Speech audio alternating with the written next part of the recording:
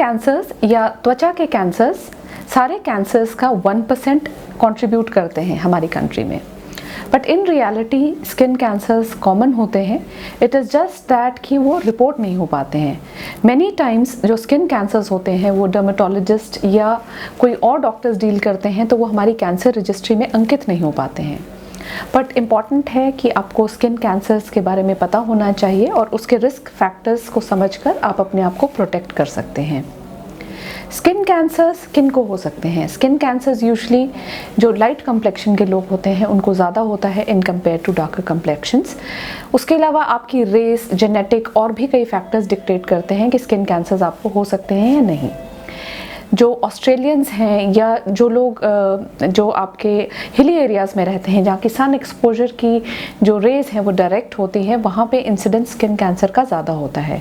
जो सनलाइट है उसका सबसे ज़्यादा डैमेजिंग जो स्पेक्ट्रम का हिस्सा है वो है यूवी रेज़।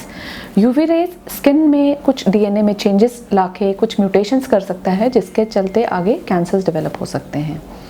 इसके अलावा कोई भी क्रॉनिक इरिटेशन, यदि चमड़ी में किसी भी कारण से इरिटेशन हो रही है तो स्किन कैंसर्स हो सकते हैं।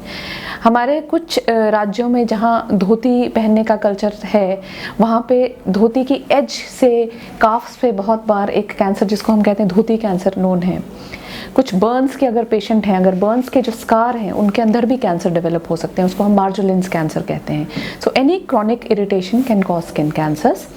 कुछ exposures to certain chemical reagents can cause skin cancers. तो स्किन कैंसर्स कोई भी केमिकल के एक्सपोजर से भी हो सकते हैं, पर मेजरली सन एक्सपोजर एक कारण पाया गया है जिसके चलते कैंसर की प्रवृत्ति ज़्यादा होती है। स्किन कैंसर्स को हम दो तरीके में डिवाइड कर सकते हैं। इनको हम कहते हैं melanoma skin cancers and non melanoma skin cancers. जो मेलेनोमा स्किन कैंसर्स होते हैं उनमें एक काला जो पदार्थ, पिगमेंट जिसको कहते हैं मेलेनिन, वो सिक्रीट होता है। तो ये जब भी अपीयर होते हैं तो ये काले धब्बे या दाग या गठान की तरह अपीयर हो सकते हैं। ये शरीर के किसी भी हिस्से में हो सकते हैं, बट मेलेनोमास नाखूनों के नीचे या पैरों के तलवों के नीचे भी हो सकते हैं। जबकि जो नॉन मेलेनोमा स्किन कैंसर्स होते हैं वो उन सर्फेसेस पे होते हैं जो सन की तरफ एक्सपोज होती हैं, जैसे कि आपका चेहरा, आपकी बाजू या आपकी गर्दन। ये कैंसर्स ज़्यादातर इनिशियली छोटे छोटे दाग की तरह या फ्लेकीनेस की तरह या फिर आगे चलते हुए रोल्ड आउट पर्ली मासेस की तरह जो गठाने होती हैं उसकी तरह अपीयर हो सकते हैं। बट एक गोल्डन रूल आप मान के चलें, अगर आपके शरीर में कोई भी मस्सा या तिल है और उसमें कुछ तब्दीली आ रही है या बदलाव आ रहा है तो वो भी कैंसर हो सकता है। तो हम एक निमोनिक हमेशा कहते हैं ABCDE, उसको अगर आप याद रखें तो आप स्किन कैंसर्स के प्रति अपनी थोड़ी सी अवेयरनेस बढ़ा सकते हैं। A का मतलब है एसिमेट्री, अगर कोई मस्सा गोल आकार का था और उसके आकार में चेंज आ रहा है।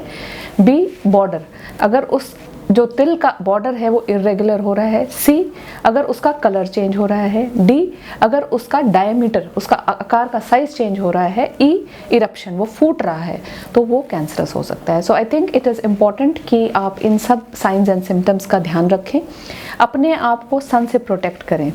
तो कुछ लोग कहते हैं मैम, एक तरफ से कहते हैं विटामिन D की कमी हो जाएगी धूप से की, एक तरफ से कहते हैं सन से प्रोटेक्ट करें।